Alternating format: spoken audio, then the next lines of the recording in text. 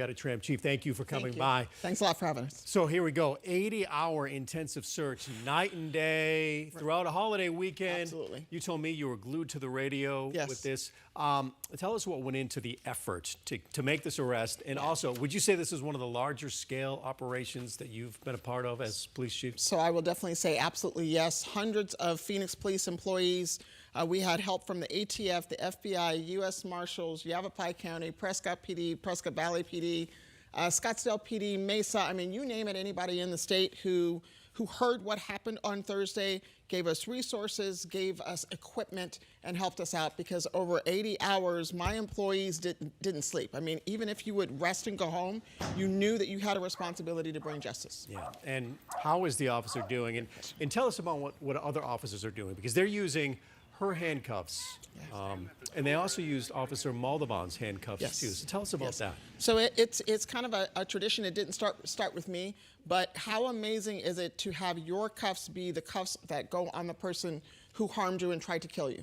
So we've done the same thing with that with our officer. So once a suspect is released into the hospital, we're going to put the cuffs on him and use her cuffs as the cuffs to arrest him. It's very symbolic, because it shows that even though this officer or Tyler wasn't able to be there during the arrest, this is still their arrest. Yeah, you said you heard that. It kind of gave you chills. It did. So chills, bringing tears to my eyes. I mean, I can think of last night's press conference, just being so incredibly proud of the effort of our employees. And keep in mind, Scott, while this manhunt is happening, there are still calls for service that people are still answering. Communications operators are taking, and the crime lab folks are dealing with too. So the work doesn't stop, but it really makes you really focus in on why you do this job. Yeah, and you had mentioned that the community helped out. How many tips came in, and was it one of those tips that was pivotal into tracking the suspect down eventually? Great question. So I believe we got hundreds of tips over the course of time. This one tip was the one thing we needed, because there was a point where we may have exhausted what we knew, and this tip led us to exactly what we needed, and that's the arrest of Calvin. You were in the studio not long ago. You sat down right here with Mark, and you talked about the level of gun violence in Phoenix. And I mean, we were hoping to have you back in and see those numbers go down, but they've gone up, Chief. I mean, 8 officers shot, 13 injured in the last 4 months. Those are staggering, really staggering numbers. So I said it at the press conference last night. We need community support.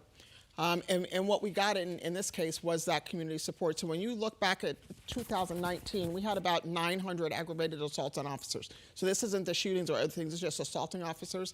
We're over 1,100 for 2021. So something's happening in our society where it's this blatant disregard for public safety. And all we are the people who are standing in the gap trying to bring justice, not just for the police officers who are injured, but for our members of our community. Well, how are your officers feeling? I mean, with this level, I mean, it's already a dangerous job. It is. Right? And now it's escalated to another level. Not to mention, Chief Williams, like many of these situations, it looked to be like the officers were set up in some sort of an ambush. Right. So how are they feeling when they get to the scene these days? So I can look on the faces of all the employees that I come in contact with. They're tired. You can look on their faces and just see the exhaustion, but their tenacity, their passion, their heart to serve is constantly there, because we know that we have to bring justice to our victims, not just the police officers, but to our community members as well. So when something like this happens, while they may be tired and restless, they are hunkered in on the resolve to bring justice to the community. I wanted to ask you, covering these shootings in the last 3 months, many of them seem to start off as domestic violence calls. What is it about domestic violence that makes those calls so hazardous and so unpredictable? So absolutely unpredictable would be the absolute best word. So you have a crime happening, you have a person that has some kind of romantic relationship with, and then oftentimes victims of domestic violence, if I come in and I make the arrest, I'm taking away the person who's the provider. I'm taking away the person who pays the bills. And that whole dynamic is just very troubling. We also want to reach out and make sure that we tell people who may be involved in domestic violence, please reach out, because we do want to be there to help you, and we have resources. Solutions. Do you see any actionable solutions that can happen sooner rather than later to slow this down, to stop this altogether? So hopefully things like this create the catalyst for our community to step out and be more vocal about their support for law enforcement. To our community members who are out there, I always give a shout out to the Blue Ribbon folks who are up in North Phoenix. Your support means more than you know. You saying thank you to a police officer means more than you know. And if you're a suspect and you come in and you're encountered by law enforcement, do your due diligence and just give up as opposed to trying to shoot and kill officers, because if that happens, then you're going to do that to community members. I wanted to ask you one more question before Okay. you go. There's been a great effort to recruit officers here to Phoenix, even increasing salaries to bring some of those great candidates in. Some might see the recent events as a deterrence to officers or folks wanting to become involved in law enforcement. You see it from a different perspective. I definitely see it differently. So what incidents like this do is it causes people who really have that heart and passion to serve to want to step up and be part of the solution.